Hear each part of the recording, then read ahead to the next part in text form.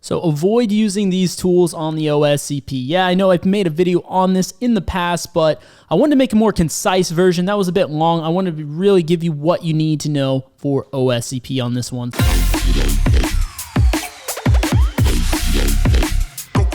Hey guys, what is up? This one was requested by one of our viewers, Javi Porras.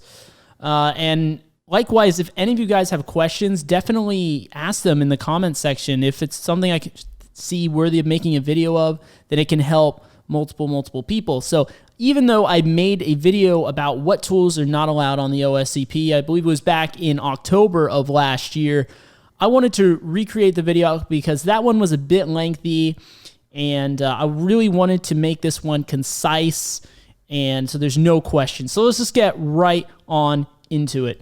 Okay, so the main things that you need to know is the tools that are not allowed are the commercial tools or services. So anything that is like a paid pro service like Burp Suite Pro, or even along those lines, a Nessus or something like a commercial tooling that you're actually having to pay for to use, that is in general not allowed on the OSCP. You're not allowed to do any spoofing like ARP or DNS or anything like that attacks their actual network, right? So none of that will be, not only is it not allowed, it's not needed, to be quite frank.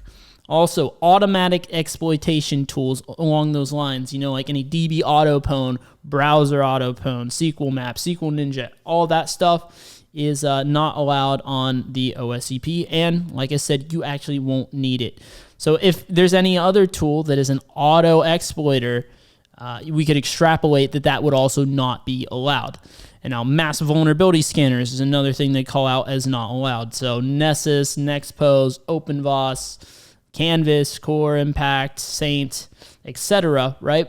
Any of these are not allowed. And this information that I'm telling you here, it is available on Offensive Security, but the reason I'm making this video is people were asking, they'd like a video on it. So, by all means, feel free to check the documentation from Offensive Security as well. I'm just kind of going over that and combining that with what I know, what I'm aware of. Now, here's some caveats. You are allowed to use Nikto. Even though Nikto is technically, I guess, classified as a vulnerability scanner, you are able to use it, and they specifically say that. You're able to use the free community edition of Burp Suite, okay? You can use Durbuster, GoBuster, DurSearch, whatever you prefer for subdomain enumeration and subdirectory enumeration really is the context you'd mostly be using it for when it comes to OSCP. And of course, Nmap and any of the Nmap scripts, you can use that, the Nmap scripting engine. So you're good there.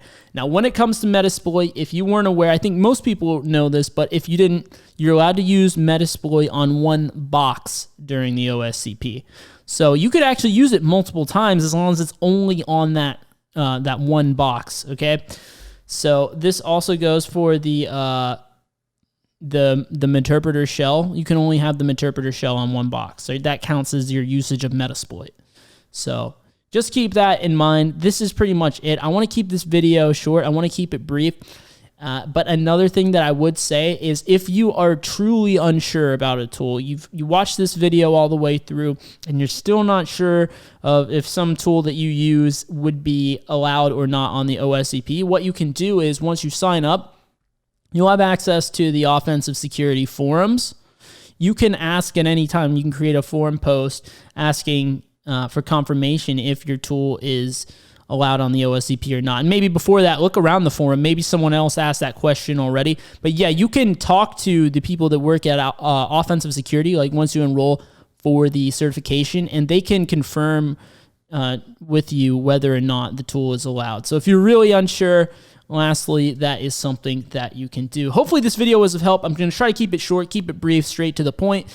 And subscribe if you haven't already. Hit the like button as well to help get this video out there to some people who maybe they don't feel like looking through the documentation. They want a quick video on this to understand what is going on. So, yep, as well, if you want to keep going to learn more about OSCP, check out the playlist on the screen, what you need to know for OSCP. I'll see you right over in those videos. Thanks for watching.